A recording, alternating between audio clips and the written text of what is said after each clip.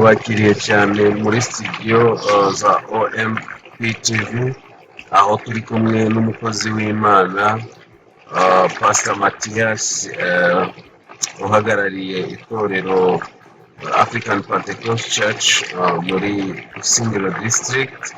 N'ikaze mubane natwe kandi turabakunda. Turabaramukije inshuti zacu bakunzi basanzwe bakurikirana ibiganiro byacu, mwese tubahaye ikaze mu kiganiro cy'uyu munsi wa none mushikirizwa na Mathias Nahimana, pastor wa African Pentecost Church muri Uganda. Tukaba kandi tubibutsa ko ibiganiro byacu muja mubikurikirana kuri African Pentecost Church TV, ariko kandi bisanzwe bitambuka no kuri OMP TV. Aho hose ibiganiro musanga. Rero turabahaye kaze, Imana yo mu ijuru ibahereze umugisha. Kuri umunsi wa none tugiye gusangira ijambo ry'Imana, nkuko bisanzwe muzi ko ijambo ry'Imana ari byo kurya by'abizera, ari byo kurya by'abakristo, kubera kuko tuba turi mu rugendo kandi ni impamba ituma dukomeza urugendo. Imana ishimwe cyane, haleluya, kubera ko ijambo ry'Imana niryo ritugaburira mu bijanye n'urugendo rw'abakristo n'urugendo rwo kubaha Imana. Tudatinze rero reka twinjire mu ijambo ry'Imana. Tuja gusoma uyu munsi, tuza gusangira ijambo rivuga ngo igikoresho c'Imana. Igikoresho c'Imana. Imana ishimwe cyane. Reka rero dutangure dusenga twinginga Imana ibane natwe. Uhoraho Mana yacu, mu izina rya Yesu Kristo umunyanazareti, twongeye kuguha icubahiro ku munsi wa none, kubera ko wemeye mwami ko tuba hano muri studio kugira ngo tuvuge ijambo ryawe. Ndagushimiye bene data, umuntu wese ahari karumviriza hirya no hino ku isi, nsaba ngo mwami muri aka kanya umusange biciye mu ijambo ryawe, ntasigare uko yarari, ahubwo ijambo ryawe mwami rimuvana ahantu rimugeza ahandi. Urakoze data, nsavye ubushobozi bwa Mpwemu Yera kugira ngo bumanuke abariho mwami, ariko bubasha gukora kugira ngo umuntu wese abashe gutahura.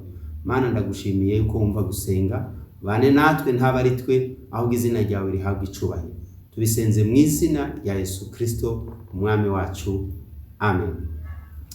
Yesu abahereze umugisha. Rero reka twinjire mu ijambo ry'Imana. Nkuko namaze kubibabwira, dusangira ijambo rivuga ngo igikoresho c'Imana. Imana ishimwe cyane. Ushobora kuba wari ngaho utazi ko uri igikoresho c'Imana. Imana ifise umugambi wo gukoresha umwana w'umuntu. Abantu benshi barabaho ubuzima bwabo hano ku isi bagatinda bagapfa badakoze ico Imana yateguye ko bakora. Ariko mu by'ukuri umuntu wese arafise ico Imana yateguye kwagenderamo akiri muri ubu buzima. Imana ishimwe cyane. Kubera kubaho kwawe hano ku isi ntabwo ari impanuka. Oya, Imana umugambi w'Imana. Ariko abantu benshi ntabwo bagendera mu mugambi w'Imana. Icomba uyu munsi wa none ijambo ry'Imana rikaza kugukura ahantu bikagushira mukagutereka mu mugambi w'Imana, ukabasha guhesha Imana icubahiro. Imana ikugirire neza. Reka dusangire ijambo ry'Imana dusoma mu gitabo Paulo yandikiye Timoteyo, igitabo cya kabiri cya Timoteyo, turahera ku murongo wa 19 w'igice cya kabiri. Timoteyo wa kabiri igice cya kabiri umurongo wa 19 turageza ku murongo wa 21. Reka nsome mu izina rya Yesu Kristo umwami wacu. Ariko itanguriro ry'Imana ryo kubakako rirakomeye, yanditsweho ikimenyetso. Iki kimenyetso ngo Uhoraho araza abiwe, kandi ngo umuntu wese avuga izina ry'Uhoraho ave mu kugabitanya. 20. Mu nzu nini y'umutunzi ntihabamo imbombovu z'ivyacuzwe mu izahabu no mu ifeza gusa, ariko habamo n'iz'ivy'ibiti n'iz'ivy'ibumba, kandi bimwe babikoresha iby'icubahiro, ibindi babikoresha ibiteye isoni. 21. umuntu niyiyeza akitandukanya n'ivyo azoba igikoreshwa c'icubahiro cejejwe kigiriranye neco ikimazi catunganirijwe igikorwa ciza cose. Imana ihabwa icubahiro. Haleluya! Igikoresho c'Imana. Ese woba warigeze kwiyumvira ko Imana ishobora kugukoresha? Ese woba warigeze wiyumvira ko Imana yaguhamagariye ikintu kanaka? Canke usanga wibereye aho ngaho uvuga uti jewe ndi umukristo, nzohora nsenga ku cyumweru, ntahe canke nterane. Ubuho noneho muri iyi minsi yacu no guterana bisigaye bigoye ko turi mu bihe bigoye nyene vy'ibigwara vy'ivyaduka, ariko kandi ivyo byose turazi neza yuko Imana ibana n'abantu bayo, ishobora kugukoresha naho abantu baba bakinze amakanisa. Imana ishimwe cyane.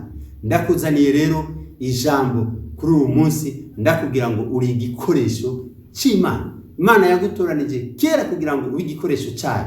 Uyu munsi ndashaka gukangura muhemu wawe, ndashaka gukangura ivyumviro byawe, ndashaka gukangura ubwenge bwawe kugira ngo ubashe gukanguka, Imana igukoreshe ico yateguye kugukoresha. Imana ihabwa icubahiro. Haleluya! Mugambi w'Imana ku mwana w'umuntu nuko umunsi umwe Imana izohabwa icubahiro bivanye n'ibikorwa uri kurakora, bivanye nuko uri kuragenda nkuko ishaka. Imana ishimwe cyane.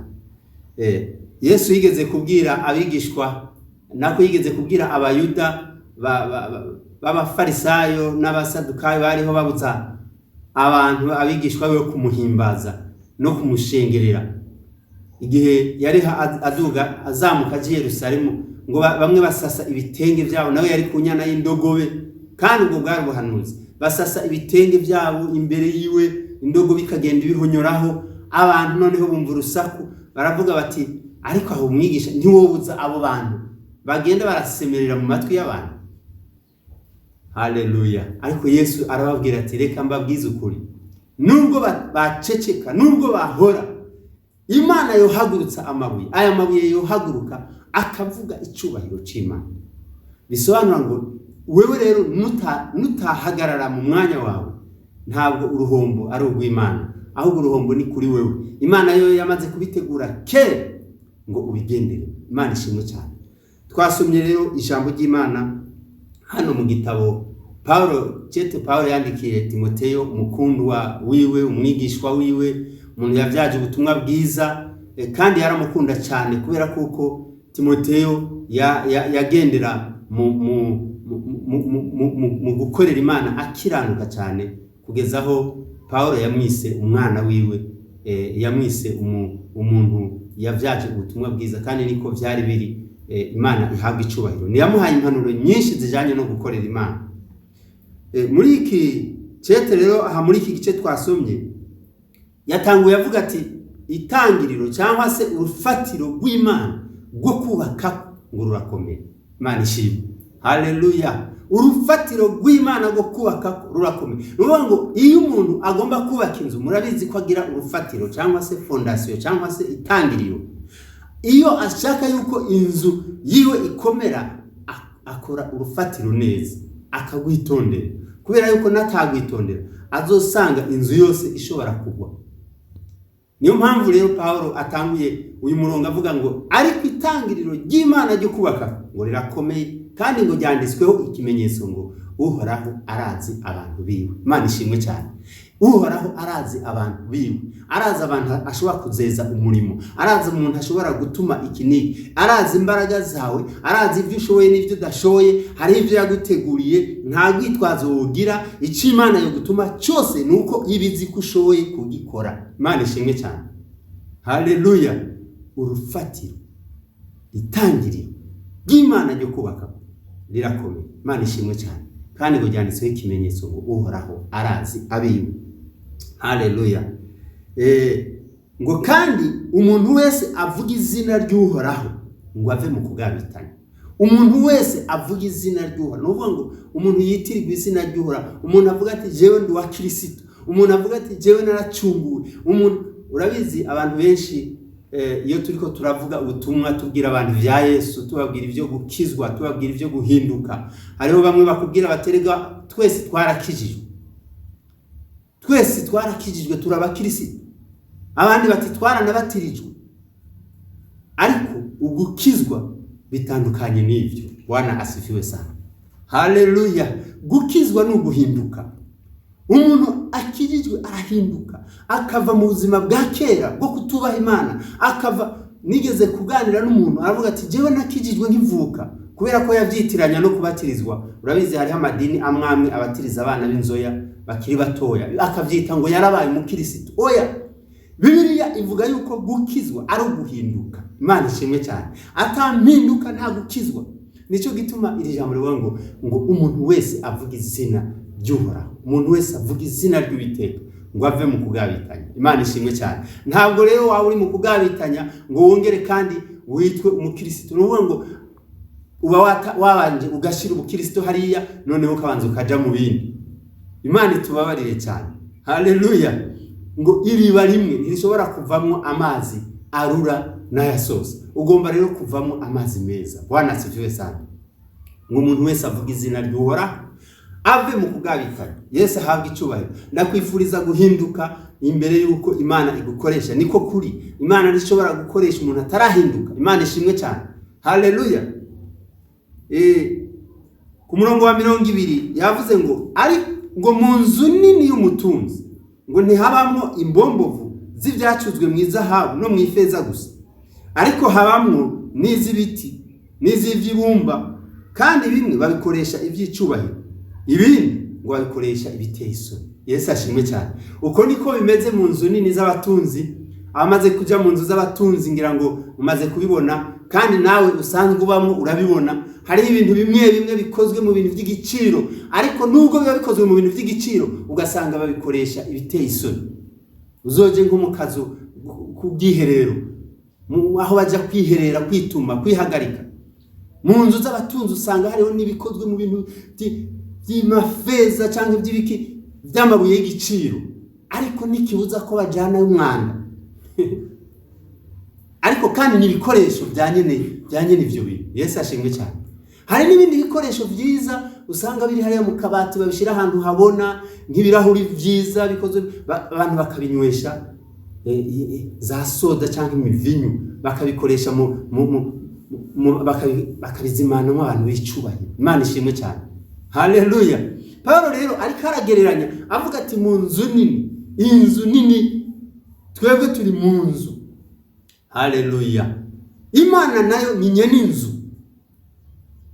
Ngo Imana haba ifise ibikoresho rero. Bwana asifiwe sana.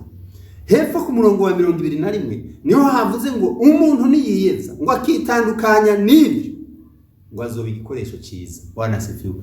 Igikoresho cegejwe ngo gishobora kugirira nyene cyo ikimazi kubera ko cyatunganijwe neza. Imana ishimwe cyane. Haleluya. Uri igikoresho cy'Imana. Nubwo wowe utari bwabimenye, ni wowe Imana ishaka gukoresha. Haleluya. Kugira ngo bashe kugira icyo ukora. Kumbure yaguteguye gukora kugira ngo ukize umuryango wawe. Kumbure yaraguteguye kugira ngo ikugire igikoresho ukize igihugu cyane. Kumbure yaraguteguye kugira ngo ubigikoresho ukize akarere utuyemo, ukize intara utuyemo. Imana ihabwa icubahiro kubera ko hari icyo Imana yashize muri wewe. Icyompa uyu munsi ukakimenya. Haleluya. Imana ikabasha kuronka ikore. Bwana asifiwe sana. Reka dusome ijambo ry'Imana kandi mu gitabo cy'abami ba mbere, abami ba kabiri, igitabo cy'abami ba kabiri igice cya 4, igice cya 2, abami ba kabiri igice cya 2. Ndasoma ku murongo wa 19 twumve ibijanye n'igikoresho cy'Imana. Imana ihabwa icubahiro. Haravuze ngo Elisa akiza amazi arura. Abami ba kabiri igice cya 2 ku murongo wa 19. Maze abantu bo muri icyo gisagara babarira Elisa bati, raba iki gisagara ingene cyubatswe ahantu heza, nkuko nawe ubibona mugenzi. Ariko amazi yaho ni mabi kandi atera uburambu mu gihugu. Aravuga ati, nimunzanire akavya gasha mugashiremo umunyu. Nuko barakamuzanira. Ava mu gisagara aja kwiriba aritereramwo umunyu, aravuga ati uku niko Uhoraho agize, ngo akijije aya mazi ntahazosubira kuzana urupfu canke kurumvya, nuko amazi arakira gushitsa na bugingo n'ubu, nk'uko ijambo Elisa yavuze riri. Imana ihabwa icubahiro. Haleluya. Cari gisagara ciza, iri jambo dusomye ngo cari gisagara ciza cubasa ahantu heza, ariko ingorane gusa yarimwe amazi yaho hantu yararura, kandi n'ibitungwa vyayanwa vyamererwa nabi. Nta mazi yarafitiye akamaro bihakikije, ariko n'abantu bayanwaho yararura. Cari gisagara kiri ahantu heza, ariko kituye ahantu hagoye. Yesu ashimwe cyane. Haleluya. Umukozi w'Imana Elisa araza, bamubwira amakuru, bataha ahantu, raba iki gisagara ukuntu kiba ahantu heza, raba ukuntu umudugudu umeze neza, ariko ingorane gusa amazi yaho ararura, amazi yaho ararumvya, amazi yaho atuma ibitungwa biramburura, atuma ibitungwa bitororoka, nta buzima. Haleluya. Ibintu birashobora kuba biri ngaho bidafise ubuzima, ariko harakenewe igikoresho cy'Imana. Imana ishimwe cyane. Haleluya. Kugira ngo ibintu bigende neza, kugira ngo ibintu isi ikire, wibuke yuko Yesu yavuze ngo turi umunyu w'isi. Abizera Kristo, abakijijwe, abakiriye muhemu w'ukuri, n'umunyu w'isi, nuvuga ngo bahamagariwe kuzana ubuzima. Imana ishimwe cyane. Haleluya. Iki ni kimwe mu byo ugomba gukora, no kuzana ubuzima, no kuzana impinduka, no kuzana ubuzima ahantu hari ibintu bipfuye, kubera yuko wahashitse ibintu bigahinduka. Imana ishimwe cyane. Haleluya. Aravuga ngo nimunzanire, umukozi w'Imana aravuga ngo nimunzanire urwavya rusha. Haleluya. Urwavya rusha rutarandura, rumeze neza, ngo bazana n'umunyu bashiramo. Bwana sifiwe. Aragenda arahanura, aravuga ngo uku niko Uhoraho avuze, ngo aya mazi ahindutse mazima. Kandi nguhereye uwo munsi ayo mazi yaciye aba meza, abantu bagira umunezero, muri ico gisagara ibintu bigenda neza. Bwana asifiwe sana. Haleluya. Icoma nawe ukaba umunyu, icoma nawe ugakora icyo Uhoraho ariko arategura, kuko icyo yateguye kera, maze abantu muturanye bakavuga bati byari bikwiriye ko tubana n'umuntu nk'uyu. Imana ishimwe cyane. Bati byari bikwiriye mu gihe nk'iki yuko uyu muntu abaho. Haleluya. Aho uri hose nshuti, aho ukorera hose, ukwiriye guhinduka igikoresho cy'Imana. Imana ishimwe cyane. Ntabwo aho uri kubw'impanuka, Imana yagushizeho kubw'impamvu. Nibutse igihe kimwe hariho umugenerale umwe ngo akomeye mu gihugu cy'Isiriya, maze ngo bari baragiye kunyaga, bagenda rimwe na rimwe batera igihugu cya Isirayeli, bakakinyaga, bakanyaga abantu, bakanyaga n'ibintu, maze ngo muri uko kunyaga ngo batwaramo akana gatoyi k'agakobwa, maze baja bakajyana bagashikanye muri Siriya. Umugenerale araha umwe aravuga ati mukambe jewe nzi kugakoresha mu rugo. Imana ishimwe cyane. Haleluya. Karashika mu Isiriya, mu banyamahanga, gashitseyo akantu kavuye mu bantu b'Imana. Imana ishimwe cyane. Gatangura kubona ibintu bimwe bitagenda neza muri uwo muryango, nubwo ari kwa generale, nubwo uwo mugenerale yagwanye intambara nyinshi agatsinda, kandi yari umuntu yemewe cyane muri icyo gihugu. Ariko uriya mwana igihe cyose yabona urya mugenerale agiye muri dushe, agiye koga, akabona afise imibembe, ibintu umubiri we warabembye, afise ibibembe ku mubiri, ibiraso birajejeta, yama noneho agize gutya agira umubabaro mu mutima, aravuga ati si cyo uyu muntu. Haleluya. Ese cyo uyu muntu icyo mushikana muri Isirayeli, hariho umuntu w'Imana yo musengera, ibi bintu byoshobora guhinduka. Imana ishimwe cyane. Haleluya. Noneho igihe kimwe abwira inabuja ati ariko urabizi, hari iwacu muri Isirayeli hariho umuntu w'Imana. Imana ishimwe cyane. Haleluya. Yoshobora gukiza uyu muntu, yoshobora kumusengera, yoshobora kumuhumanura, yoshobora kumugira kumusengera, Imana ikamuhindura akaba muzima. Noneho nyinabuja abyumvise avuga ati subiramo twumve, abimusobanurira, agira igihe abimubwira ati nyamara ibyo ndakubwira n'ukuri, kubera hari iwacu hari Imana. Wibuke ko muri Siriya basenga izindi mana, basenga ibigirwamana, basenga imana zitarizo, ariko impamvu kariya kana Imana yemeye ngo kagende kature hariya hantu nuko kari mu mugambi w'Imana. Imana ishimwe cyane. Kwari kugira ngo Imana ya Isirayeli ibashe guhabwa icubahiro mu gihugu c'amahanga hariya muri Siriya. Bwana asifiwe sana. Amaze igihe abibwira inabuja nawe abibwira umutware, abibwira umugenerali, abibwira Namani umugabo wiwe, atari kuzina makuru kariya gakobwa kakanyagano mwakuye hariya muri Isirayeli, karambwiye ngo hariya hari umukozi w'Imana ngo yoshobora kugufasha maze ugakira iyo mibembe. Oh haleluya! Kagakobwa katanguye gukora icimana yagahamagariye gukora. Bwana asifiwe sana. Kumenyekanisha Imana ya Isirayeli mu gihe abantu batazi ko hari Imana rurema, Imana ikiza, bari gusenga ibigirwamana, bari guhamagara Imana zitavuga, bari kwizera Imana zitarizo. Ariko umukobwa muto araje kubabwira Imana ya Isirayeli, Imana ikora ibitangaza, Imana ikiza, Imana ibohora, Imana yaremye isi kandi karema n'ijuru. Haleluya! Ngiki cy'Imana ishaka nuko tuyimenyekanisha mu mahanga, nuko tuyivugaho batayizi, maze Imana igahabwa icubahiro. Imana ishimwe cyane. Noneho Namani afata umugambi wo kujayo, agenda abibwira umwami ati, mbese woshobora kunyemerera nkagenda muri Isirayeli ukampa urwandiko nshira umwami wa Isirayeli, kuko numvise ko hari umuntu w'Imana kandi ashobora kugira icyo amfasha. Umwami kubera yuko uwo mugenerali yari umuntu yakunda kurwana kandi akanesha, n'umwami nawe yari ababajwe n'iyo mibembe, kuko yagira ati umunsi umwe izomwica mbempombye. Imana ishimwe cyane. Haleluya! Barabikora, baragenda, aramwandikira urwandiko, yandikira umwami ati, niwabona uyu muntu agushikiriye umumukize icyo cyago. Haleluya!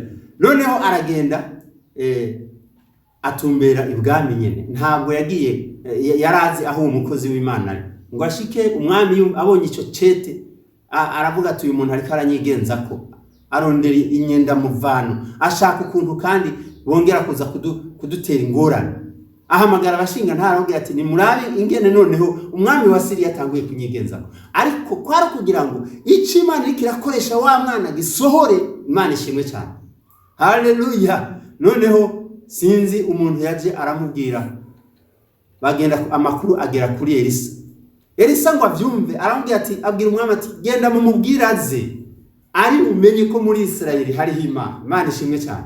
Haleluya! Nuko niko Namani yagiye. Iyo nkuru uzoyisome muri kijya gitabo c'abami ba mbere, uyikurikirane neza, uzobona ukuntu mu bami ba mbere igice ba kabiri igice ca 5, uzobona ukuntu Imana yakoze ibitangaza. Amaze gushika hariya kwa Elisa, yamubwiye kuja kwibira incuro ibihetangabo 7. Abanza kwanka, arisobanura, arihagararaho nk'umugenerali, ariko cyari igihe ciwe cyo gukira. Imana ishimwe cyane. Aragenda, amaze kumva impanuro z'abandi, aravuga ati, genda nyabuneka, niya gusaba ibiruti ibyo, kireka kugenda gusa kwibira ibihetangabo 7 gusa, ibyo atacyo bigutwaye, genda nta kibazo. Nta n'abantu bari hariya bakubona, nta n'abakuzi, turi mu gihugu c'amahanga, genda. Imana ishimwe. Aragenda arabikora. Ku ncuro ya 7 umubiri we uhinduka nk'umwana mutoya. Aragenda abwira wa mukozi w'Imana ati, ndagusabye ndeka ndaguhe ingemurano nari nazo. Bari baramenyereye kujana ibintu kubigirwamana cyangwa kubapfumu cyangwa kuraguza, ariko aramubwira ati, oya nuvyijanire gusa, wowe genda umenye ko hari Imana ya Isirayeli ikiza. Imana ishimwe cyane. Ariko aramusaba ati, basi unyemerere ntware ivu ryo kuri iki gihugu, ningera hariya nzasaba databuja, ariko nzabanza kubimusaba kubera ko basenga ibigirwamana. Igihe cyose nzoba ngiye gusenga ikigirwamana, Imana ya Isiriya atari Imana yanyu, izampangaze mfukame kuri iri vu kubera nahabonye igitangaza. Imana ishimwe cyane. Ushobora kuba igikoresho cy'Imana. Haleluya! Imana yaguhamagariye kuba igikoresho cyayo mu gihe nk'iki. Bwana asifiwe sana. Reka dusome kandi ijambo ry'Imana. Ndakunda ijambo ry'Imana cyane, kubera ko ijambo ry'Imana niryo rituyobora, ni nk'icirori umuntu yirabamo. Bwana asifiwe. Usomye rero mu gitabo c'abacamanza, reka tuje mu gitabo c'abacamanza, turabe mu gitabo c'abacamanza igice ca 6, turabe ukuntu Imana yakoresheje umugabo yitwa Gideyoni mu gihe wewe yarazi ko ataco amaze, mu gihe yarazi ko ari umunyantege nkeya, mu gihe yarazi yuko no muryango wiwe atakintu boshobora kugeraho kuko ngo bari mu muryango uciye bugufi gusumba abandi. Ariko uyu munsi ndakuzaniye inkuru nziza, uko umeze uko nguko ushobora kuba igikoresho cy'Imana, ugakorera Imana, ugakora Imana iby'ubutwari, abantu bagatangara. Imana ishimwe cyane. Haleluya, Bwana asifiwe sana. Igitabo cy'Abacamanza igice cya 6 ku murongo wa 11, reka dusome mu izina rya Yesu Kristo. Ngo bukeye umumarayika w'Uhoraho araza yicara munsi y'igiti cy'umweroni cyari muri Ofura, cyari cya Yowasi umwabiyezeri. Kandi umuhungu wiwe Gidiyoni yariko arakubita ingano mu bwato baganiramwo vino bwimbwe mu kuzimu kugira ngo azinyegeze Abamidiyani. Nuko uwo mumarayika w'Uhoraho aramwiyereka, aramubarira ati, Uhoraho ari kumwe nawe, ewe muwamuhizi w'inkomezi. Gidiyoni aramwishura ati, mugenzi, namba Uhoraho ari kumwe natwe, niki gituma ibyo byose bitubako? Kandi bya bitangaza byiwe byose basogokuruza batubarira biri hehe? Batuhoraho niwe yadukuye muri Egiputa, ariko none Uhoraho yaradutaye, yatugabuye mu maboko y'Abamidiyani. Uhoraho aramwitegereza aramubarira ati, genda ukwize inkomezi zawe zingana, akwize Abisirayeli ubakure mu maboko y'Abamidiyani. Ni jewe ubwanje ngutumye. Aramwishura ati, mbega Abisirayeli nobakiza nte ga mwami wanje? Inzu yacu ko ariyo hasi mu muryango wa Manase, nanje nkaba ndumuhererezi kwa data.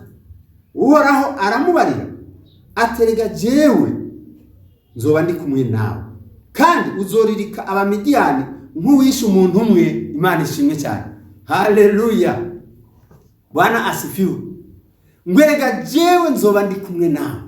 Reka ndakubwire inshuti mugenzi, uyu munsi ushobora kuba ubona usa n'uri hasi, ushobora kuba ubona usa n'uko ibintu byagucanze, ntumvise n'icerekezo, ibintu byarakuyobeye, ibintu ntubona aho bihera, ntubona naho utangirire. Kumbure uraho wibaza uti, se mbega gutabagwa kwanje kuzova he? Mbere byageza aho uranabihema muri wewe yuko atacu uzogeraho.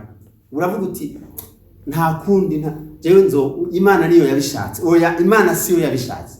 Haleluya. Imana ifise umugambi wo kugukoresha ivy'ubutwari. Imana ifise umugambi wo kukugirira neza. Gidiyoni yaraho iki gihe Abamidiyani bari bacinyije Abisirayeli. Cyari gihe kigoye cyane. Bagira gutya bagahinga, ariko bakazana imbwebwe, bakazana ibintu byose, bakazambika impuze zigaturira imirima yabo bakayisangangura. Noneho utwo bahinze iki gihe bari basigaye mu kuja kuzisekura, bimba ahantu mu bihuru, bakimbika imyobo bakazisekura, bakakoramo ubwato kugira ngo Abamidiyani batabibona, bamenye bati bariko barasekura ingana hana, kareka tugende tuzibake. Bari mu marushwa ateye ubwoba, ariko byari bifise ico byavuyeko, ngo bari bagiye Uhoraho. Ntabwo bari baragendeye mu nzira z'Imana. Igihe cyose bibagira Imana nayo ngo yarabareka. Erega Imana ivuga ngo niwa mpeba ngo nani nzoguheba, ngo niwa buri ubwenge ngo nani nzoguta. Imana idufashe cyane. Haleluya. Ndakuzaniye ibanga ryo kunesha, ibanga ryo gukira, ibanga ryo gutera imbere, ibanga no kugendera mu mugambi w'Imana. Imana ishimwe cyane. Noneho marayika w'Uhoraho araza ngo hagarara ngo muri munsi y'igiti, ngo yitegereza uriya muhungu ariko arasekura ingano, kandi ngo yazisekurira mu mwobo kubera gutinya. Yari yaracitse intege. Bari bazi ko amaherezo yabo ari gupfira aho nyene. Imana idufashe cyane. Haleluya. Ariko aramubwira ati, Uhoraho ari kumwe nawe, ewe wamuhizi w'inkomezi we. Abwira Gidiyoni ngo avyumva arikanga, aravuga ati reka mwami, Uhoraho yakabaye ari kumwe natwe, ibi bintu byose bikaba byaratubayeho, tukaba turi mu gacinyizo nkaka, tukaba turi mu kangaratete, tukaba tudafise epfo na ruguru, Abamidiyani bakaba batumereye nabi. We data ngo muri Egiputa ngo Imana yabakora ibitanga, ngo mbega bya bitangaza biri hehe? reka ndakubwire uko nawe ushobora kuba uri kuravuga muri iki gihe, cyangwa ushobora kuba uri kuribaza uti ese byabita aho ko mpora numva abantu bavuga ngo Imana ikora ibitanga atariko nanjye yankoreye ibitangaza. Yesu ashimwe cyane, haleluya. Uyu munsi ni wakingura umutima wawe, kumbure ni wo munsi wawe kwakira igitangaza cyane. Noneho Gideyoni aravuga ati jewe uri kuravuga ngo ndumuhizi ndi umunyenkomezi. Aramubwira ati haguruka uko izo nkomezi zawe zingana. Imana ishimwe cyane. Ugende ukize Abisirayeli bakure mu maboko ya Midiyani. Wa muntu yisuzugura, wa muntu yari yinyegeje, nta nubwo hamwe yo kumva nagakomye hirya acaja mu myobo hariye iyo bimvye, niwe ariko arabwirwa, niwe ariko arabarirwa ati haguruka uko izo nkomezi zawe zingana, ugende ukize Abamidiyani, wice Abamidiyani, ubakize, ukize ubwoko bwawe, ukize umuryango wawe, ukize. Oh haleluya, Bwana asifiwe sana. Mbega amasezerano y'Imana, mbega ukugira neza kw'Imana. Haleluya, Imana ishimwe cyane. Mbese aba bantu umuntu Imana yamugendereye kubera kuko yaravyiteguriye? Oya, ntabyo yari yiteguriye. We yari hajya ari mu bwoba bwinshi, ariko aramubwira ati noshobora kubakiza nde usibye yuko noneho ducinyijwe n'Abamidiyani? Jewe ubona ndi uwo mu muryango wa nyuma uciye bugufi cyane. Haleluya, ndi uwo mu muryango kwa Manase, twebwe ntabwo turi no mu bantu b'imbere. Imana ishimwe cyane. Ivyo Imana sivyo yitayeho. Oya, reka ndakubwire nshuti, reka ndakubwire mugenzi wanje uri kurakurikirira ijambo ry'Imana. Ijambo ry'Imana ni ukuri. Bwana asifiwe, haleluya. Ijambo ry'Imana ni ukuri. Nabonye Imana ikora, nabonye Imana ihindura, nabonye Imana ikora ibyo abantu badashobora gukora. Imana ishimwe cyane. Gideyoni aravuga ati ibyo no bishobora, ariko Imana yamubwiye ijambo rikomeye, amubwira ngo haguruka uko izo nkomezi zawe zingana, reka kwisuzugura. Erega jewe nzoba ndi kumwe nawe. Erega wowe uri kumwe n'Imana, uri majorite, uri kumwe n'Imana, muri ngabo nyinshi cyane. Bwana sifiwe, uri kumwe n'Imana, muri abantu benshi cyane. Paulo yigeze kwandikira Abaroma arababwira ngo bisanzwe Imana iri mu ruhande rwacu, bisanzwe Imana iri kumwe natwe, nguwo turwanya ninde? Haleluya, ninde yashobora kuturwanya? Ninde yashobora kugutsinda? Kireka gusa utari kumwe n'Imana. Ariko niba uri kumwe n'Imana, haleluya, icyo kirahagije, urakwiye, uri muri benshi. Imana ishimwe cyane. Ingorane gusa no kuba wenyine. Bwana sifiwe, haleluya. Nisho cyatuma Mose avuga ngo ubwawe nutahaguruka ngo ujane natwe, ngo ntituva hano, ntidukure hano. Bwana sifiwe, haleluya. Kubera kuko yarazi banga, yarazi ko igihe cyose yotambuka n'intambuko nimwe atari kumwe n'Imana, ubwo nyene ibintu birahinduka. Haleluya.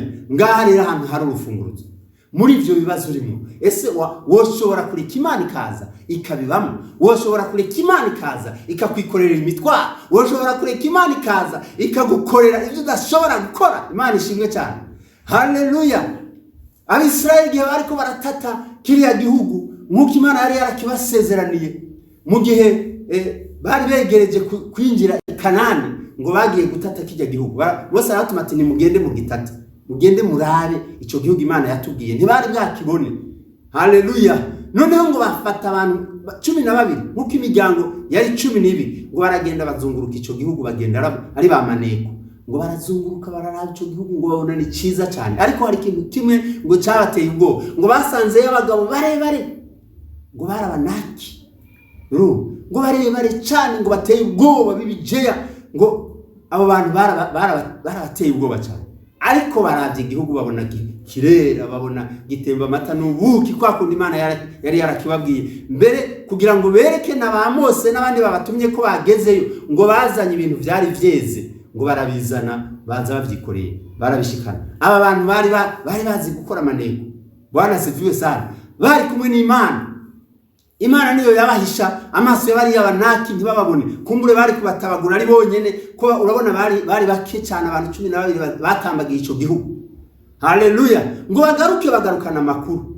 Ariko abantu 10 bose ngo bavuga inkuru mbi, inkuru zitari nziza. Bavuga bati reka ahubwo ntidushobora kucinjira kiriya gihugu. ngo kirimo abantu barebare bakomeye, ngo ahubwo twebwe ngo twari tumeze nk'uduhori imbere yabo. Reka ndakubwire, iyo umuntu yamaze kwizera Imana ntakwiriye kuraba nk'uko abantu baraba. Imana ishimwe cyane, haleluya. Ariko ngo havamo abagabo babiri, Yosuwa na Kalebu, ngo bavugira inyuranye na babandi, ngo baremesha abantu mu gihe imitima y'abantu yari imaze gucika intege, bari bamaze gusubira inyuma mu mitima yabo, ndetse batanguye no kubwira ba Mose na ba Aroni bati mwatuzaniye iki, ariko kuki mutatugumije muri Egiputa? Ariko aba bantu bazana inkuru ziremesha, baravuga bati nimuhumure, reka tubabwire, haleluya, ati ivyo bavuze koko niko bimeze. Abo bagabo niko bameze, kandi nibi mubona twazanye n'ivyo byose niko biri. Ariko haleluya, ariko asangwa uhoraho tumuhimbaye, asangwa uhoraho ari kumwe natwe, asangwa duhimbaye Imana yacu, bari abantu tuzabarya bwa mutsima. Imana ishimwe cyane. Aba bantu bari bazi Imana uko imeze, bari bizeye Imana ikora ibitangaza. Yabanye nabo hamwe mu kiyaga gitukura, yabanye nabo muri Egiputa, igakora ibitangaza bikomeye kwa Farawo. Aba bantu ntibayibagiye, bari bavuze bati naho bose bogenda, ariko twebweho ko twabibonye, naho twaba babiri. Bwana sifi, bavuga bati nubwo Yosuwa na Kalebu, twebwe babiri bajye abantu tuzobajya bwa mutsima. Imana ishimwe cyane, haleluya. Mbega abantu bari kuraba nk'uko Imana iri kuraba, mbega abantu bari fite kwizera, mbega abantu bagendera mu mbaraga z'Imana, mbega abantu buzuye umwuka w'Imana. Imana ishimwe cyane, haleluya. Gideon nawe yaratanguye kuvuga imvugo nk'iyababana, ati jewe ndi wanyuma, jewe raba n'ingene tumeze, raba ukuntu batugishe nabi, none uri kuravuga ngo kandi kigeretseho ndo wanyuma, je ndi wo hasi cyane. Iwacu nta muntu yigeza, nawe ushobora kuvuga uko nyene ati iwacu nta muntu yigeza aba n'umuyobozi w'umudugudu, iwacu nta muntu yigeza ko, ariko je noshobora gukiza igihugu, je noshobora gukiza iki gisagara. Ego cyane, bisa Imana iri kumwe nawe. Bwana sifiwe. Noneho nico uhoraho yabwiye Gideon ati erega jewe nzoba ndi kumwe nawe. Oh haleluya, erega jewe nzoba ndi kumwe nawe. Icyo mukabimenya, ukamenya uti uri kumwe n'Imana, ibintu byose bigenda neza. Uri kumwe n'Imana, ibintu byose birashoboka. Imana ishimwe cyane. Ibanga niri rimwe gusa. Twasomye Paulo abwira Timoteyo ngo umuntu ngo niyiyeza, ngo akitandukanya n'ivyo, akitandukanya n'ibikoresho bibi, wewe agaharanira kuba igikoresho cyiza, ugahatana gukoresha ibyicubahiro, ugahatana ugashaka kuba ikintu gikoresha ibyicubahiro, Imana yo mu ijuru izo gukoresha ibyicubahiro. Imana ishimwe cyane, haleluya. Kubera ko Imana ntiyahindutse, uko yari iri kera n'uyu munsi ni kwiri. Imana ishimwe, uko yakora ibitangaza kera n'uyu munsi irabikora. Bwana sifiwe sana, kandi imbaraga zayo ntizihinduka, haleluya. Imbaraga zayo ntizihinduka. Yesaya yarigeze kuvyandika, aravuga ngo abiteze uhoraho ngo bazohora biyubura mu nkume zisha. Imana ishimwe cyane. Urashobora kuba waradendebukiwe, urashobora kuba waracitse intege kubera ibibazo waciyemo, kubera agacinyizo waciyemo, ariko umenye ngo uhoraho ari kumwe nawe. Nk'uko Imana yabwira Gideon, ntabwo yabitahuye, ariko Imana yo kubwisezerano.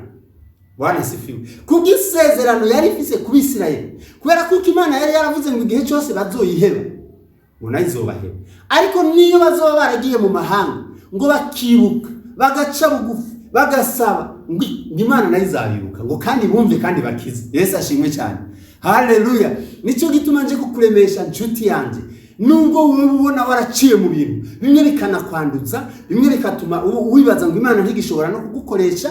Bamwe basigaye bavuga ngo kera ngo Imana yari yaradukoresheje ibi nibi, ngo kera twahora dukorera Imana. Reka ndakubwire, Imana yo ntiyahindutse, nubira cyagutegereje. Imana ishimwe cyane, haleluya. Mika yanditse aravuga ngo wewe mwasi wanje we, ngo reka kunyitamba hejuru, ngo nubwo nogwa ibihetangabo karindwi ngo razokongera kumvyura. Imana ishimwe, oh haleluya.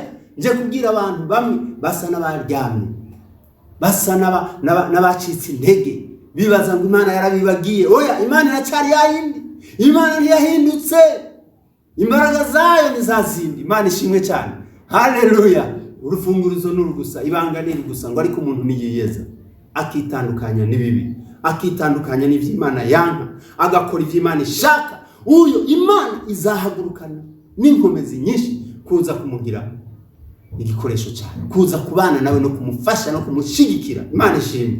Oh haleluya. Aho niho Imana itandukaniye n'abantu, aho niho Imana itandukaniye natwe. Imana yoyo ihorana imbabazi. Haleluya. Yeremiya mu gitabo cyiwe cyo gucura intimba aravuga ngo ibi nivyo nibuka ngo bikantera ivyizigiro. Imana ishimwe cyane. Haleluya. Ngo nuko ikigongwe c'Imana n'imbabazi z'Imana ngo bidashira, ngo ahubwo ngo bihora ari bisha ngo uko bukeye. Imana ishimwe cyane. Mbega umutima w'Imana, mbega imbabazi z'Imana. Oh haleluya. Nico gituma yamiza no ku Bisirayeli ngo nimuhindukire yemwe Bisirayeli, ngo nimugaruke, ngo yewe Isirayeli inamusubira nyuma we, ngo nugaruke. Igihe cyose umuntu agarutse Imana iramugumbira. Imana ishimwe cyane. Oh haleluya. Ntibibuka umugani Yesu yaciye avuga ku mwana w'icangazi ukuntu ngo yahagurutse ngo akavuga ngo jewe ndashaka umugabane wanje nje kukoresha ico nshaka, kandi bwari uburenganzira bwiwe. Imana ishimwe cyane. Haleluya. Se aravuga ati ko yari akwije imyaka, no mu mategeko y'iki gihe umwana akwije imyaka yo kwigenga n'uburenganzira bwiwe. Imana ishimwe cyane. Haleluya. Noneho se aramubwira ati ngaho, aramuhereza umugabane wiwe. Noneho ati je ndifatiye urugendo ndigiriye. Bwana sifiwe. Haleluya.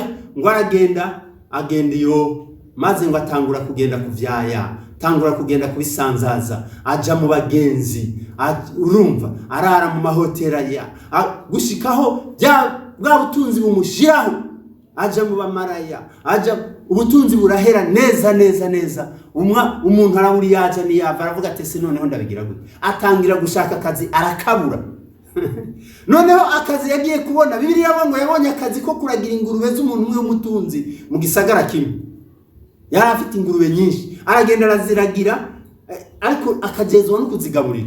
Rero kubera ko ariwe yazigaburira ibyo kurya, noneho akaza asangira n'ingurube. Bya byo kurya bazana ingurube akaza arajyaho, ivyo akaba ari byo bimutunga. Yimvira ingurube, umuntu aragira ingurube urazi kwasa, aba yambaye impuzu mbi. Ingurube nazo nibazoza nibagerageza kuzisasira niwagiri, noneho abaho ubwo buzima kubera kuko yavuye kwasi. Ariko se yarazi ko akiri umwana wiwe. Imana ishimwe cyane. Haleluya. Kumbura yahora yicara ku irembo, ndiko ndabona ico gicapo, sewe yicaye ku irembo yibaza ati ese umuhungu wanje, mwana wanje, ese amakuru y'umwana wanje uno yamenya gute? Oh haleluya. Yama yiteza ati umunsi umwe nzobona umwana wanje agaruka, umunsi umwe nzobona umwana wanje aza. Umunsi umwe rero urizina urashika ngo agize gutya, kuko uwo muhungu ngo hageze haruha, aravuga ati ariko none ubuzima burandambiye, kuko hageze ngo nivyo kujya by'ingurube navyo nimba bashobora kuba barabimenye yuko asigaye abiga. Baravuga ati wesha ukazasubira kuzura byo kujya by'ingurube, tuzakwere cyangwa akazi nakuzokabura. Haleluya. None hageze aho yumva biransa, aravuga ati mana yanjye, ngo afata umwanzuro. Bwana asifiwe. Aravuga ati muhira kwa data n'umukozi ararya agasigaza, ati nanjye ndi murayi. Aravuga ati reka mpaguruke ngende kwa data. Ati nze kumubwira ni basi singikwiriye no kwitwa umwana wawe. Bwana asifiwe sana. Yari yatakaje identity, yari yatakaje akaranga ko kwitwa umwana, kubera kuko yari soho yaragenda abanabi. Ariko se amaze kumubona, kuko ngo yaciye ahaguruka aragenda, ngo se agize gutya aramubona atamaje mu irembo. Oh haleluya. Se ngo arabona inkuntu agenda, abona ukugenda kwiwe, avuga aturiya ni wa mwana wanje. Nubwo hari yaciye imyaka myinshi, aramubona ukuntu ari karanze. None aja kumusanganira, ngo aramugumbira. Imana ishimwe cyane. Ararira, aramugumbira, yarabonye uko ameze, aravuga ati ahamagara abagaragu biwe ati nimumwamburire ubucocegwa, genda arasonesha imyenda myiza, aramwambika, yicara ngaho bakora fete. Bwana sifiwe. Haleluya. Murumuna we siho yarari. None hagize gutya ngo araza yumva ibintu biracitse kwa se, yumva hari iminsi mikuru. Ati se ko nagiye ata minsi mikuru hari nibiki bigenze gute? Noneho ngo abagiseretse hari abakozi baramubwira ati erega we ntibamenye amakuru, ati mukuru wawe yaje kandi so wawe yabaze cya kimasa kimwe ciza, ati turi mu kwigina turanezerewe. Mbega abantu. Noneho ngo avyumve gutyo hakunezeranwa nase, nawe aravuga ati uko niko vyagenze ngo yanka no kuza mu munsi mukuru ngo aragenda arabwira ati igihe cyose twabanye igihe cyose narushe igihe cyose nakoze ntiwigeze ubaga n'akamasa na gatoyi ngo kambage atariko ico kirara uyu mwangazi araje none ukoze ibintu atoya ariko se aramubwira ati mwana wanje ati wewe duhorana iminsi yose Bwana asifiwe sana haleluya ati byanje ni byawe ati none uyu mwana yari yarahavye none ahabutse yari yarazimiye none azimurutse ati biradukwiye kunezerwa Bwana asifiwe sana nari mpaye nkubwira imbabazi z'Imana nizihinduka Imana ishimwe cyane rero reka kwibaza ngo warafutanye reka kwibaza uri kuravuga ngo kera narigeze gukorera Imana sha ngo twarazamuka imisozi ngo twarakora ibi ngo ariko noneho iki ni igihe cyo kubyuka Imana ishimwe cyane haleluya Bwana asifiwe iki nico cyatuma Yesu avuga ngo igihe baje kugabana Bwana asifiwe Imana ishimwe cyane aravuga ngo nari kuva na cagihe na inkomezi nari mfise ngifite imyaka 40 ati nizo mfise no ngifite imyaka 80 Imana ishimwe cyane reka nkubwire abizigiye uhoraho ngo numyi usaza ngo bazokwama bafite itoto Imana ishimwe cyane abazomera nk'igiti gitewe iruhande y'imigezi y'amazi ngo gihora cama mu bihe byose haleluya cyo nikigira iki nikigira uruzuba nikigira imvura urumva ivyo ntibigikanga cyo gihora cama kubera kuko kiri ruhande y'imigezi y'amazi igihe rero nawe ubaha uhoraho igihe cyose uje ku Mana igihe cyose wisunza Imana uzomera nk'umuntu ari ruhande y'icyo giti kiri ruhande y'imigezi Imana ishimwe cyane haleluya rero njuti mugenzi uri gikoresho cy'Imana birashoboka ko woba warasubiye inyuma birashoboka ko woba warigeze kuba umuhizi koko ariko uyu munsi ukaba usigaye wumva isoni zo kuvuga reka ndakubwire birashoboka uri gikoresho Imana ntiyaguhevye burundu haleluya reka gutinya Gideyoni Imana yamubwira ati haguruka uko izo nkomezi zawe zingana amaze gusaba ibimenyetso bitandukanye uko umumarayika yarahavuye aramubwira ati kugira ngo menye neza yuko ari wewe uravuganye nanjye ndagiye reka nje kuzana igitambo reka nje kuzana ikimazi uguma hanye neza kuzana inyama nje ndawe ko ari wewe Bwana asifiwe yarazi neza uko bahora batanga ibimazi uko bashikanira Imana ya Isirayeli haleluya aragenda arabizana marayika aramubwira ati genda ubizane warabizana ngo abishikane aramuhereza avuga ati shira kuri ririya buye ashize kwibuye ngo umuriro uva muri gabuye umuriro urabijya biragenda byose birahera wa marayika baragiye noneho Gideyoni aramenya ati iki ni igitangaza Imana irambiye kandi Imana niyo haleluya Bwana asifiwe haleluya ariko wewe sinkubwiye ngo ugende usabe ibimenyetso nk'ibi ikimenyetso cya mbere nuko Uhoraho yantumye Bwana asifiwe sana haleluya kandi nuko wewe uri kurumvira ijambo hariho benshi batari kuryumva ariko wewe n'amahirwe yawe Imana ishimwe cyane Gideyoni yaciye akora iki yaciye haguruka aragenda hariho inkingi bari barashingiye Ashera kwasi wewe wase Bwana asifiwe ngo agende ashikeyo icyo yakoze ngo yaragiye ya nkingi arayimenagura bya bindi bikoze nivyo yakoresheje mu gucana none hagenda gufata ikimasa kimwe cyase ciza nyene arakibaga Bwana asifiwe ahenagura inkingi ya Ashera iki kigomana cyitwa Ashera kubera kuko Imana yari yavuganye nawe Bwana asifiwe haleluya yaratangiye guhinduka no kurondera kuba udasanzwe imbere y'Imana mu gukora ivyo Imana ishaka mu kureka gusenga ibigirwamana Imana ishimwe cyane haleluya ibigirwamana nivyo vyimura Imana ibigirwamana nivyo bituma Imana ireka abantu Imana igifashe cyane kuko n'uyu munsi abantu benshi hari ivyo bagize ibigirwamana bigatuma Imana itagikorana nabo bigatuma Imana itakibasha kubumva bigatuma Imana itabasha kubatuma bigatuma Imana itabasha gukora iby'ubutwari hamwe nabo kubera kuko hari ibintu vyimuye Imana mu buzima bwabo noneho Gideyoni abitahuye aragenda amenya ati iyi ni Imana ya Isirayeli iyi ni Imana yakura Abisirayeli muri Egiputa haleluya aragenda inkingi ya Ashera arayimenagura arasangangura kiriya kintu abantu bose barumigwa cyari kigigomana cyaho basenga urumva ko bari baravuye ku Mana noneho cyari gihe cy'Imana ibibuka iki ni gihe cyawe cyo kwibuka iki ni gihe cyawe cyo gukoreshwa n'Imana Oh haleluya. Iki ni igihe cyawe, igihe kirekire uraho, igihe kirekire wicaye, igihe kirekire utumva ijwi ry'Imana, igihe kirekire, ariko iyi ni isaha yawe. Imana ishimwe cyane. Oh haleluya. Ngo buce abantu baje gusenga cya kigirwamana, ngo basanga cyahenutse, ngo basanga cyatembagaye, basanga bagicanye n'inkingi zayo bazicanye. Abantu barumigwa baravuga bati ibi bintu nibiki byabaye. Babaza Yowasi bati nibiki? Haleluya. Yowasi abayamenye makuru ko ari umuhungu wiwe ngo Gidiyoni, ngo yitwa Yerubayali. Bwana sifiwe. Iri ariko yari hawe na se igihe bari baje kugira ngo bamusohore bamwice. Noneho se wiwe ngo araza arabwira ati none tubigenze gute? Bati musohore tumwice, iki yakoze n'ishano. Haleluya. Noneho Yowasi aravuga ati noneho biracitse. Ati none murashaka kwigwanira? Nimba Bayali ari Imana, nimureke yigwanire. Oh haleluya. Bwana asifiwe. Ngo acha yita Gidiyoni ngo mwita Yerubayali, ngo Bayali ngo nimureke yirwanire. Bwana asifiwe sana. Haleluya. Nyuma yaho Gidiyoni yagiye gukora ivyo utwara. Izo nkuru muzozisomuhere kuri kijya gice ca 6. Ariko ivyo sivyo narishatse kujamo, ariko nashatse kukubwira ngo uri igikoresho c'Imana, kandi igikoresho gishobora guhesha Imana icubahiro. Nubwo wowe wisuzugura, nubwo wowe ubona umenga nta mbaraga ufise, nubwo ubona ugira uti jewe mbega ko nari gukora biri ariko nta n'amashuri nifitiye nta urumva, reka nkubwire Imana niyo munyabwenge w'abanyabwenge. Bwana sifiwe sana. Haleluya. Aramubwira ngo haguruka wewe muri izo nkomezi zawe nyine, kubera kuko jewe nzoba ndi kumwe nawe. Bwana asifiwe. Yigeze kubwira Yeremiya aramubwira ngo ni wowe nyundo nzomenaguza amahanga. Bwana asifiwe. Iyi nyundo yanje. Erega nawe uri nyundo y'Imana, uri igikoresho c'Imana.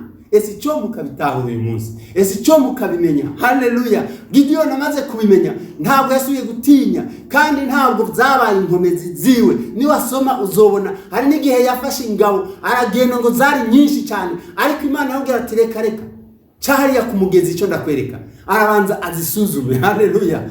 Aza gusigazamo abantu bake cyane. Aramubwira ati ikimenyetso cyabo mukwiriye gutwara bajane ku mugezi. Bwana asifiwe. Abo uri bubone banywa bajabagira nk'imbwa baje ku ruhande, abandi bari gupfukame mu kunywa nabo baje ku rundi ruhande, bajabagiye nk'imbwa baba bakeya. Aravuga ati abo bakenyene nibo nkeneye kujana nabo. Yesu ashimwe cyane. Haleluya. Kubera uhoraho ntakiza ngo nuko akoresheje benshi. Oya mwohava mwibwira ngo nimwe mwabikoze. Oh haleluya. Siku bw'ingomezi zawe. Bwana asifiwe sana. Oh haleluya. Siku bw'imbaraga zawe, ariko ni kubw'Imana ya Isirayeli, ni kubw'Uwiteka Imana, ni kubw'Uhoraho Imana. Bwana asifiwe. Zerubabeli Imana yamuhamagaye kuja gusana, kuja kubaka ingoro ya Yerusalemu. Bwana asifiwe. Haleluya. Kuko Zerubabeli niwe yayoboye ingabo, niwe yayoboye abantu baje bavuye mu kinyago i Babuloni. Igihe cyari kigeze, Bwana asifiwe, cyo kuja gusana ingoro y'Imana. Baronse bure cyari gihe c'Imana. Imana ihagurutsa Zorobabeli. Zorobabeli yari yibajije ngo yobikora mu nkomezi ziwe. Bwana asifiwe sana. Haleluya. Ariko Imana ija kumutuma kumuhanuzi. Bwana asifiwe sana. Mu gice cya Zekariya, mu gitabo cya Zekariya n'iryo jambo riri mu gice cya 4, aravuga ngo uwo muhanuzi aragenda aramubwira ngo sikubw'inkomezi zawe yewe Zerubabeli. Bwana asifiwe sana. Sikubw'ubushobozi bwawe, ngo ariko ni kubwa mpemu wanje, ngo ni kuhora havuze. Uri kuribaza uti mbega izo nkomezi no zikura? Mbega jewe urisuzugura. Ti jewe n'indani ndesho. Jewe nyene wo kwa naka, wewe nyene. Niko Imana yabwiye Gidiyoni ngo haguruka uko izo nkomezi zawe zingana, ugende ukize Abisirayeli, ubakure mu maboko y'Abamidiyani. Bwana asifiwe sana. Ese cyo uyu munsi ukamenya ko ari wowe nyene Imana igomba gukoresha. Haleluya. Bwana asifiwe. Uwo bimenya wokora nk'ivyo uriya mukobwa yari muri Siriya yakoze. Uwo bimenya wokora nk'ivyo Gidiyoni yakoze. Bwana asifiwe. Uwo bimenya wokora nk'ivyo Yosefu yakoze muri Egiputa. Imana ishimwe cyane. Nawe yagiye ari uko bamugurishije ariko kubera ko Imana yari kumwe nawe kandi yarahimbaye Imana kandi yarafite amasezerano, kandi Bibiliya iravuga ngo isezerano niryo ryamugerageza. Haleluya, Bwana asifiwe. Akaja mu ibohero ariko akagumana n'Imana. Bwana asifiwe. Akaja kwa Potifari akaba umutumwa ariko akagumana n'Imana, akagumana amategeko y'Imana. Imana ishimwe cyane. Haleluya. Ese cyoma nawe muri ibyo bibazo urimo, muri ubwo bukene urimo, muri ibyo uri kuracamo, iri jambo ukaryumva ukamenya utariko hariho icyo Imana yateguye kunkoresha. Oh haleluya, ukabimenya uti Imana ndiyo gukoresha. Bwana asifiwe. Imana yakoresheje abanyamibembe. Oh haleluya, abanyamibembe mu gihe cya Isirayeli, abasiriya bari bahazinguze nyene, bahagose, bahagiriye ambarugo. Imana higeze gukoresha abanyamibembe. Bwana asifiwe. Wewe nyene Imana ishobora kugukoresha. Noneho abanyamibembe ngo bari inyuma y'igisagara, inyuma y'igisagara. Noneho umwami nagira ngo ni Beni Hadadi yari yahugarije, arahazitirira, aravuga ati ndabe maze ingene ko banse kuca bugufi, ko bangararije, ko banse kunsaba, ko banse kunkorera, reka nanje ndabazitire, ndabagirire ambarugo. Birashoboka ko wanse kwifatanya n'abanyabyaha, birashoboka ko wanse guhemukira Imana, ariko bakakugirira ambarugo. Ntaco bitwaye wowe gumana n'Imana gusa. Bwana asifiwe. Oh haleluya, ugutabagwa kwawe kuri hafi, kubera kuko amasezerano y'Imana ari kumwe nawe. Imana ishimwe cyane. Haleluya. Noneho umwami aravuga ngo reka tuhagote, ntihagira agasohoka, ntihagira kinjira. Bwana asifiwe. Oh haleluya. Nibihe navyo bishobora kukubera ambarugo. Uraba nk'ibi bihe turimo, ngo reka tuba ngo hazi ibihe maze bibuze n'abantu gusenga, bikinga amakanisa maze bige abantu maze ntibaje no gusenga. Ariko icyo nico gihe cyo gusenga. Oh haleluya, icyo nico gihe cyo kurondera Imana. Bwana asifiwe. Noneho reka ndakubwire inshuti yanjye, abanyamibembe bari hanze y'igisagara. Noneho kubera Abisirayeli bene abo bantu ntibaba mu bantu, baragenda bakabashira hirya. Haleluya. Kubera ngo bari bahumanye kubw'amategeko Mose yari yarashizeho, babashira hirya bakabiyo, ugasanga habaye rero ikambi y'abanyamibembe, bakaja baza kubagemurira ivyo kurya ariko bagaturiyo kugira ngo bataja kuba mu bantu. Noneho bobo rero ambarugo ntabwo yabagira kuko bari nyuma y'ikigo, ariko bari batunzwe n'ibiva mu kigo, ntibaronse nabo ikibagemurira. Ariko nubwo batari babakingiranye, nabo bari bakingiranye mu bundi buryo kuko bagemurirwa n'abava mu gisagara. Bwana zivuye sana. Noneho birabura, inzara irabakubita, baca baravuga bati nugupfa nugupfa, ntabwo turi bugume hano, reka tuje mu nsago z'abari abasiriya, maze nibashaka kutwica batwice, ariko twoye kwicwa n'inzara. Yesu ashimwe cyane. Haleluya. Uko niko bagiye, ariko Imana yariko irategura agakiza. Ndiko ndabona Imana yariko irategura ukuntu iza kuguhagurutsa aho hantu. Wewe wakomeje kubaha Imana, wewe wakomeje kwirinda, ariko ukabona ibintu bisa n'ibyakugarije, ariko ukabona ibintu bisa n'ibitagenda, abandi barakora bagatera imbere, abandi baragira bakagira gute, ariko wewe kubera kwirinda ibyaha wagumye umeze nk'uwugaranye. Ndagufitiye inkuru nziza. Oh haleluya, inzira iriko iracibwa yo kuza kugutabara. Bwana asifiwe sana. Noneho baragenda, ariko Imana muri uko gutambuka kwabo, haleluya, uko ukuguru kw'imibembe kwakubita hasi, ari abasiriya bo bumva umenga n'amashari dokomba, n'ibigwanishwa bikomeye cyane, bimwe biriko bikwegwa n'imikogote y'amafarasi, kuko niyo yari ahari icyo gihe. Bakumva ibintu bigira ngo kumbe n'abanyamibembe bariko barigendera, kandi abanyamibembe nta nubwo bahonyora cyane kuko hahuzuye ibisebe mu maguru, bagenda bomboka, bagenda gakega. Ariko uko gutambuka kwabo Imana ibihinduramo ibintu biteye ubwoba mu nkambi y'abasiriya. Barasiviwe, bituma bavuga bati ibi bintu ntidushobora kuvyihanganira, ahubwo batugezemo, ngwino duhunge. Barahunga bariruka. Barasiviwe sana. Ngo bamare kwiruka, babanyamibembe ngo bahagere, basanga kumbe birutse inkono zihiye, ibintu bimwe biri ku mashiga biriho biratogota, ibindi navyo biri muri stock hariya. Barashikariya batangura kubera inzara, baravuga bati reka tubanze turye twicare, nubundi nimba baraho hafi bashake batwica ariko twariye. Bwana asifiwe sana. Haleluya. Ariko ntibamenye ko hari icyo Imana yamaze gukora. Oh, ndakunda imikorere y'Imana. Imikorere y'Imana iratangaje inshuti yanjye. ese cyo mukamenya uko nishaka kugukoresha no kuguhagurutsa maze ukirindira mu kwezwa no mu gukiranuka ugaheza ukaraba ukuntu Imana iri gutabara no mu gihe byo bikomeye. Noneho bashitseyo batanguye kurya baravuga bati twariye twahaze, ariko reka ndababwira, haleluya, uyu ni umunsi wo kuvuga inkuru nziza. Niko bavuze ngo uyu ni umunsi wo kuvuga inkuru nziza, naho tutemerewe kuja mu gisagara, naho bisa twebwe tutemerewe kwinjira hariya, ariko reka tuje. Bwana sifiwe sana, haleluya. Ngo bariruka baja mu gisagara nacu urumva kubera n'abasiriya bari baharinze, bari batemesheje birutse kubo bari bazi ngo babashwayemo. Ngo bashike mu gisagara babwira abantu bati bikanga abanyamibembe bashitse bati muje gute mwembe, bashatse kubasubiza inyuma ntibamenye ko aribo bazanye igisubizo. Haleluya. Bati reka muje mu bantu kandi twavuze ko mugomba kuba hariya.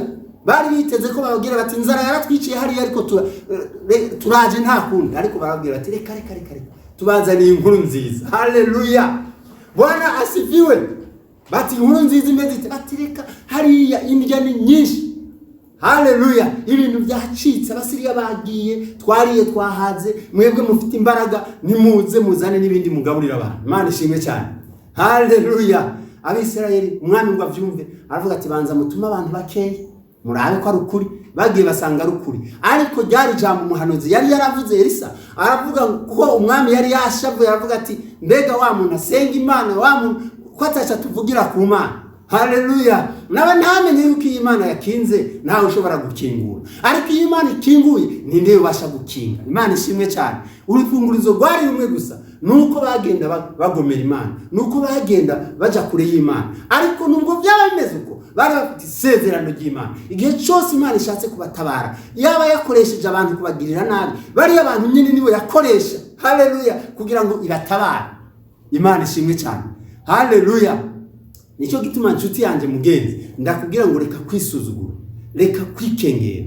Ukuri kose Imana yashaka kugukoresha, Imana yashaka kuba igikoresho cyayo muri iki gihe cy'iherezo. Imana ishimwe cyane ko turi mu gihe cyanyuma. Imana iri gushaka abakozi bo mu gihe cy'isarura.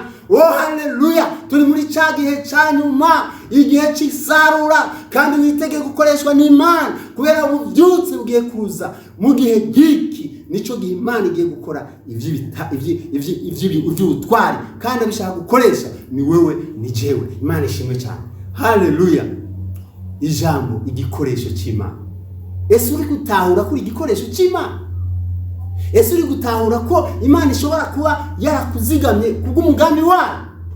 Ko hari abantu benshi bapfuye, ko hari abantu mungana benshi batakiriho. Ni iki gituma uriho wewe? Ni iki Imana cyatumye kurinda? Oh haleluya. Wibaza ko ari ku mpamvu ki? No kugira ngo igukoreshe, ntugire ngo ni kindi. Imana ishimwe cyane. Haleluya. Emera ubi igikoresho cy'Imana. Emera utandukanywe n'abandi. Reka kwifatanya n'abatubaha Imana. Reka kugendera mu nzira z'abanyabyaha. Reka kugendana n'abagabitanye. Reka va muri iyo nzira. Imana ishimwe cyane. Haleluya. Iri ni jambo rije ku bwawe inshuti yanjye. Wewe wari warasubiye inyuma, wewe wari waragiye kure, kandi Imana yari yarigeze kuguhamagara. Ndiko ndavuga ijambo, ndabona ko wibutse ibintu byinshi. Ndumva umwuka mpamiriza ko hari abantu bari kwibuka amasezerano, ibyo Imana yakubwiye, kandi biriya ni ukuri. Imana ishimwe cyane. Haleluya. Izagukoresha nkuko yabwiye Yeremiya ngo nzaguhindura igisekuzo. Haleluya. Usekure. Bwana asifiwe sana. Oh haleluya, haleluya, haleluya, haleluya. Ndiko ndavyumva rero, wewe umva ukeneye gusubira mu mbaraga nsha.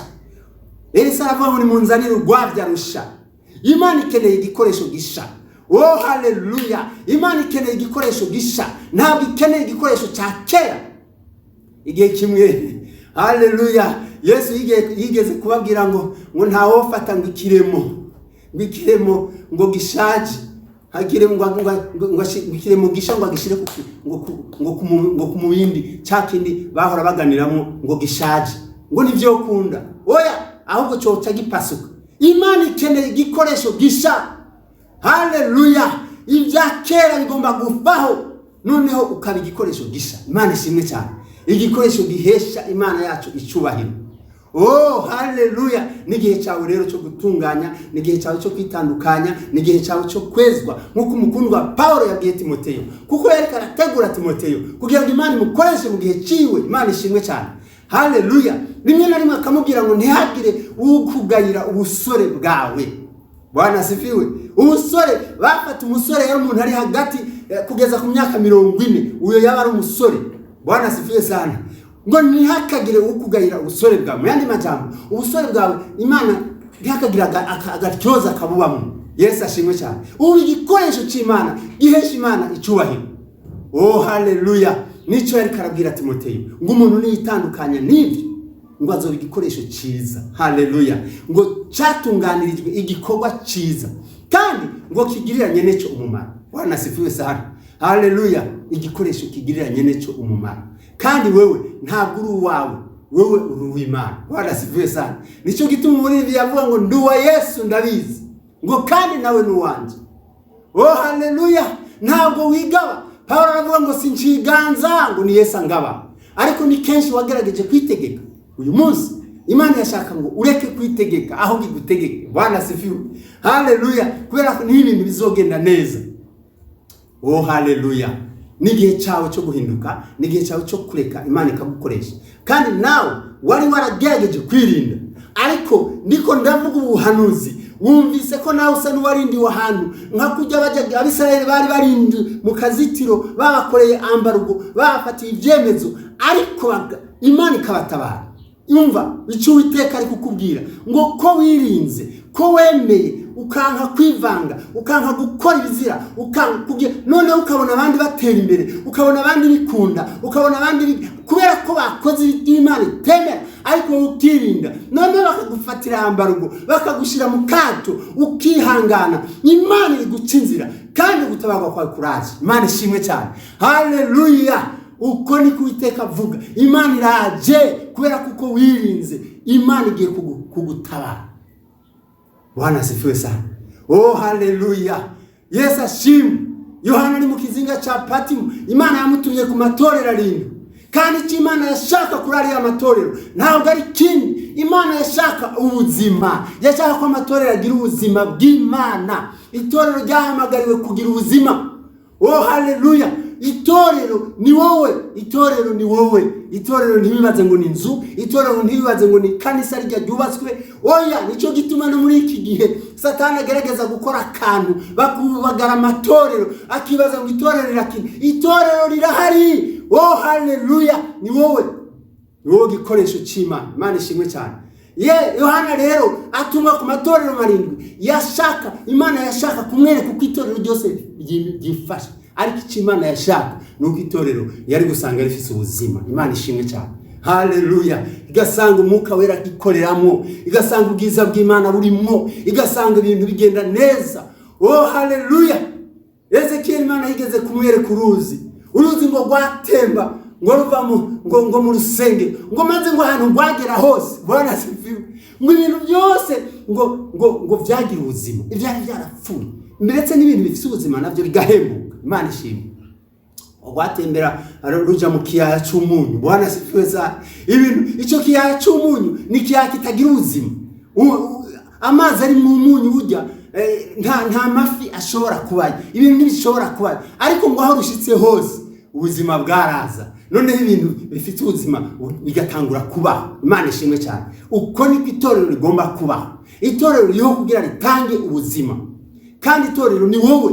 Ahantu kubaye ukwiriye gutanga ubuzima. Imana ishimwe cyane. Ibintu bigahinduka, abantu naho batobimenya, ariko ibintu bishobora guhinduka kubera umuntu umwe. Imana ishimwe cyane. Yesu aguhezagire. Ari itorero rimwe rero yatumyeho, aravuga ndagira ngo ni rya Philadelphia, aravuga ngo ko witondeye ijambo ryo kwihangana kwanjye. Bwana asifiwe sana. Haleluya. Ngo ukirinda, ngo ukagendera mu nzira, ngo nanjye ngo nzokurinda ngo igihe cyo kugerageza ngo kigiye kuza ngo kwisi yose ngo kugeza bari mu isi. Imana ishimwe cyane. Igihe wirinze rero na hari ivyo wirinze, hari ivyo ubona umenga warahombye abandi bungutse. Oya, ivyo ntabwo ari ibyawe, kandi biriya nta gaciro bifite, kandi biriya nta n'umumaro bifite. Ariko wewe ugumye ukwezwa, ugumye icitegererezo ciza, ugume mu mugambi w'Imana. Imana iraje kukugira neza, Imana iraje kugutabara, kandi ifise umugambi wo kugukoresha kubera ko kuri igikoresho c'Imana. Imana iri kurondera igikoresho cejejwe, igikoresho catunganywe, igikoresho ciza kandi kizogirira nyene co umumaro. Imana yo mwijuru iguhezagire, Imana iguha umugisha. Iri niryo jambo ryawe ry'uno munsi, kandi Uwiteka akugirire neza. Imiryango yarikinze yuguruke kubwira ijambo. Imana ishimwe cyane. Kandi nawe wari waragiye, wari wararyamye, ndakubwira ngo ijambo ryaravuze mu gitabo ca Mika, ngwewe wa mwasi wanje we, ngo reka kunyitamba hejuru, ngo naho nogu bihetanga bukarima, ngo ariko uhorazongera kandi amvyuka. Imana igiye kukuvyura nonaha kugira ngo wongere kandi ugenderane nayo, ugendane mu mugambi wayo, mukora ivy'ubutwari, kuko wewe na Yesu muzokora ivy'ubutwari. Imana iguhe umugisha cyane. Haleluya. Ndagushimiye rero, nshimiye abakurikiranye bose ubutumwa, kandi nizera yuko hari icyo Umwami Imana agukoreye. Twiteze intahe, twiteze ubuhamya, kandi tuzi neza ko Umwuka Wera hari icyo ariko arakora mu buzima bwawe. Imana iguhe umugisha, Imana iguhezagire. Ndakwifurije kuroranirwa, ndakwifurije kugendana n'Imana, ndakwifurije kumva ijwi ry'Imana. Imana ikugeze ku mugambi yaguteguriye. Imana iguhe umugisha. Rero mwari kumwe na Pastor Mathias Nahimana, nkuko nabibabwiye. Hanyuma kandi iki kiganiro cyacu twongera kandi kubibutsa ko usanzwe mugikurikira kuri African Pentecost TV, Pentecost Church TV, kandi muranagikurikirana no kuri Gospel My Power TV. Aho hose ari habiri ibiganiro muzoja mubisangaho, kandi muje mukora subscribe, mufyonda no kukajegeri kugira ngo ibiganiro byacu bibashe kubageraho igihe cyose. Imana ibahereze umugisha. Reka turangize dusenga Imana nkuko twatangiye dusenga Imana. Haleluya. Data, mu izina rya Yesu Kristo umunyanazareti, ndagushimiye ngo haye icubahiro, ishize hejuru izina ryawe muri uyu mwanya mwana, kubera kuko ungiriye ubuntu bwo kuvuga icyo wambwiye. Iri ni ijambo ryawe mwana, reka rikora icyo waritumye muri mwene data wese mwana, wari yararyamye, warasinziriye mwami, yumvise ijwi akaba yiyemeje gukanguka. Mushigikire mwami, mugirire neza, kingura mwami imiryango y'uyu muntu yasa n'uwari yugaranye, ariko kandi yakomeje kukwizera akakubaha mwami, nawe umwubahishe. Ureke ibendera ryawe rizamuke mwami, abantu babone kugira neza kw'Imana yacu. Urakoze, ndagushimiye ko wumvise gusenga. Komeza kubana n'abantu bawe no kubatabara no kubagirira neza, kugira ngo izina ryawe rikomeze guhabwa icubahiro. Urakoze kubyumvise kandi bikoze, ni mu izina rya Yesu Kristo umwami n'umukiza wacu tubisabye. Amen. Murakoze. Imana ibahe umugisha.